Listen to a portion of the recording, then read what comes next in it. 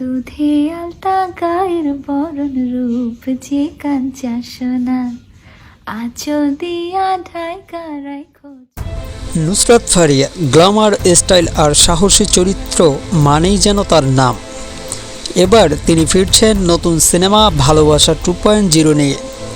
কিন্তু সিনেমার পোস্টার আর ট্রেইলার প্রকাশের পর থেকেই শুরু হয়েছে সমালোচনার ঝড়। কেউ বলছেন সিনেমার পোশাক ডিজাইন অতিরিক্ত সাহসী, আবার অনেকে বলছে গল্পটা ভিন্ন হলেও প্রেজেন্টেশনটা বলিউড স্টাইলের নকল। কিন্তু ফারিয়া নিজেই বলেছেন, আমি যা করি মন থেকে করি, সমালোচনা হোক বা প্রশংসা, আমি আমার জার্নি চালিয়ে যাব। তবে প্রশ্ন উঠেছে, ফারিয়ার এই নতুন সিনেমা কি বাংলা সিনেমার ভবিষ্যৎ, নাকি শুধুই কন্ট্রোভার্সি তৈরি করার ফর্মুলা? আর নেটিজেনরা তো একেবারেই দুই ভাগে বিভক্ত। কেউ তার সাহসের প্রশংসা করছে, আবার কেউ বলছে এটা শুধু বাড়াবাড়ি। নতুন সব ভিডিও পেতে চ্যানেলটা সাবস্ক্রাইব করে পাশে থাকুন।